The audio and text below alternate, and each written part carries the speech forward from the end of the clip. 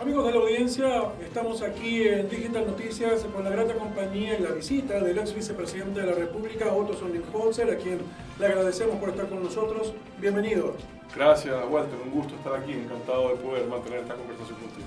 Bien, deseamos que usted esté de visita no solamente a nuestros estudios, sino al país, porque últimamente usted reside en los Estados Unidos por razones personales. Bueno, ¿cuál es el panorama? Bueno, Usted puede divisar desde allá de lo que ocurre en el Ecuador. ¿Qué se dice de Ecuador? Bueno, aclarar, ¿no? Estoy desde el mes de julio en la Universidad de Harvard, donde recibí una oportunidad de formación académica, pero además de poder contribuir experiencias a los estudiantes. Y sí, estoy allá y estaré allá hasta mayo del próximo año. He venido por la fiesta y gracias por la invitación aquí a Canal TV Digital. Del Ecuador hay siempre expectativas, ¿no? Se vio con buenos ojos que el Ecuador es considerado en el mundo académico el país que logró un proceso de transición hacia la democracia, un pospopulismo, pero también la preocupación de ver que la situación económica del país está calando profundamente en la sociedad y no está permitiendo que se valore o que se aprecie lo que se consiguió en materia de democracia y libertades, ¿no? Porque evidentemente no terminamos de recuperarnos ni siquiera del golpe económico que infligió la pandemia en nuestra sociedad. Es decir, si la economía decreció 7.8% en el COVID, un golpe muy duro, no hemos podido recuperarnos y somos el único país de la región que no ha logrado esa recuperación, lo cual es lamentable y demanda que el gobierno en la actualidad tome las medidas necesarias para que eso cambie. Eso implica invertir más en el sector público. ¿Tanto así? ¿El único país en no recuperarse 100%? Y le doy un ejemplo. Ajá. Colombia, por ejemplo, decreció 6.8% durante la pandemia, cifra similar a la nuestra, y ya se recuperó desde entonces hasta el día de hoy 18%, es decir, casi que duplicó, si no triplicó casi lo que perdió. En Perú una historia similar, el decrecimiento en Perú fue más fuerte porque el golpe de la pandemia en Perú fue el más grande posiblemente de la región, sino del mundo. Correcto. Y bueno, Perú se ha demorado más, las crisis políticas no le han ayudado, no lo han acompañado, pero esta vez van 6 presidentes en 5 años. Pero aún así Perú ya creció de los 10 o 9% que decreció, ya creció 14 o 15. ¿Y qué nos falta a nosotros? Porque nosotros vivimos una estabilidad política, gracias a Dios, ya de varios años. El Ecuador perdió en alguna forma desde el año 2016, fruto de una mala administración de los recursos públicos, un gasto excesivo e irresponsable en ciertos sectores, perdió la capacidad de volver a activar el gasto público, la inversión pública, perdón, en los sectores que se necesita y no la ha vuelto a recuperar. Desde este año 2022 existía la posibilidad de reactivar una inversión pública con al menos 1.500 o 2.000 millones, fruto de decisiones acertadas y oportunas en su momento, que generaron estabilidad fiscal.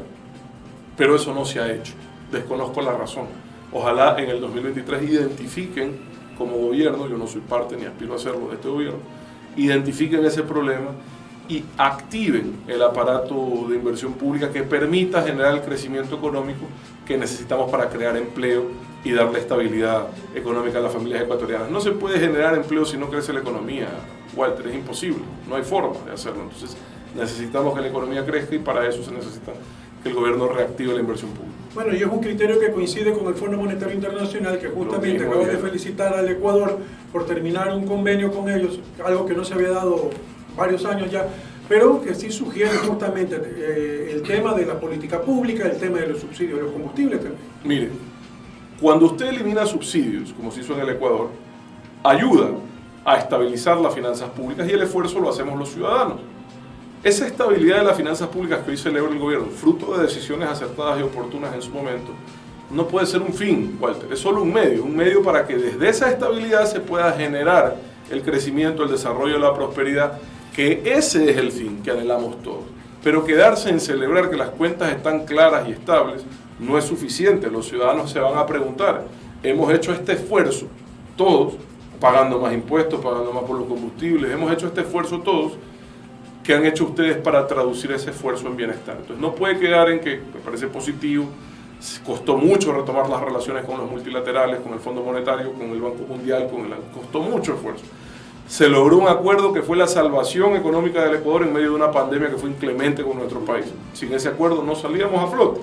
Se llega a buen término ese acuerdo, enhorabuena, algo acertado, continuar lo que es bueno continuarlo. Pero el mismo fondo que te dio el dinero te está diciendo, no dejes de invertir lo que tienes que invertir para generar crecimiento y desarrollo. Entonces yo desconozco, eso debió haber pasado en el 2022. Espero que en el 2023 reaccionen y pongan ese dinero en desarrollo, pongan ese dinero en inversión, en vías, en infraestructura, en generación de energía renovable, que lo inviertan, porque solo así vamos a generar el crecimiento y los empleos que los ecuatorianos necesitan. Estamos de la ceja loco con el comienzo de la campaña electoral y no solamente se vamos a elegir alcaldes, prefectos, concejales, sino que también los ecuatorianos tendremos que responder a una consulta popular que para muchos no va más allá de una buena intención del gobierno. ¿Qué piensa Orozone Colcha? Mira, hay preguntas que evidentemente son positivas, pero que no cambian la realidad de inseguridad, porque la inseguridad es lo que convoca la consulta, de inseguridad que estamos viendo los guayaquileños. Es decir, yo estoy de acuerdo con las extradiciones, pero le pregunto algo, ¿los países donde hay extradición de delincuentes relacionados con ciertos delitos resolvieron el problema de seguridad? No lo resolvieron. Está bien que se haga, está bien que tengan que enfrentar la justicia de otros países donde también cometieron delitos, pero eso no va a resolver el problema de seguridad. Yo estoy de acuerdo con que, y siempre lo he dicho, con que se disminuya el tamaño de la Asamblea Nacional. No sé si esa pregunta entró, desconozco. Me parece que un número de alrededor de 100, 90, entre 90 y 100 diputados, como era antes, creo que asambleístas, creo que es suficiente. ¿Pero eso resuelve los problemas del Ecuador? No, no los resuelve. Quizás nos da 2 días de contento por saber que algunas personas que no merecen estar ahí ya no van a llegar, ¿ya? Pero no resuelve los problemas. Y eliminar el Consejo de Participación Ciudadana, a la larga eso no... Pero no lo están eliminando, le están restringiendo las facultades. Pero a la larga eso no nos retrasa más. Y las están devolviendo a la Asamblea Nacional, lo cual a mí me llama la atención, porque de eso es que quisimos salir. Creo que el Consejo de Participación Ciudadana ha fracasado en su propósito de combatir la corrupción y hacer elecciones. Pero quizá porque no lo han dejado trabajar. Con la excepción del transitorio, que sí logró ciertas designaciones acertadas, como la de la Corte Constitucional, por ejemplo. Evidencia de que sí se puede, si no se meten los que no tienen que meterse. Los partidos políticos no tienen nada que hacer en la selección de esas autoridades. Y esta inestabilidad política que se está generando desde la Asamblea tiene todo que ver con el interés de incidir en ese consejo para nominar autoridades. ¿Qué le interesa a un partido político quién es el contralor o quién es el fiscal? No debería de interesarle, salvo que tenga intereses que no tienen nada que ver con lo legal en torno a las decisiones que tomen esas personas. Esas designaciones tienen que ser técnicas, transparentes, tienen que llegar las personas probas con la honestidad y la trayectoria de servicios que se necesita. El problema es que todavía no encontramos la forma de que de forma permanente se logre ese tipo de designaciones, Walter. Y creo que si el Consejo fracasó, la Asamblea también volverá a fracasar, y me parece que esto más bien amerita un diálogo mucho más amplio de la sociedad en su conjunto para definir cuál es el método de designación que debe de partir de una calificación totalmente objetiva de la hoja de vida y la trayectoria de cualquier individuo que aspire a una de esas dignidades y su no vinculación con ningún partido político o fuerza política. Cuando la actual Asamblea llegó, se cuestionaba mucho a la anterior. No, ¿Cree usted que esta ha logrado superar, ha hecho algo mejor, sí, no ha hecho la tarea completa? Es que esto siempre logran, estas asambleas siempre logran esa frase de que la única asamblea peor que la que sale, ¿cuál es? La que entra. Pero esto sí lo han logrado con creces. ¿A qué se han dedicado? Los unos bloques, los otros, sobre todo los más grandes. A la agenda de impunidad de sus líderes y coidearios. Y se han olvidado por completo que una ciudadanía que todavía no se recupera de una crisis los necesita juntos, unidos, trabajando por el beneficio de los ecuatorianos. De eso se olvidaron por completo. Están dedicados a su agenda de impunidad, a las amnistías, a la persecución. A eso se dedican. Al bochinche y al berrinche, a sus intereses personales.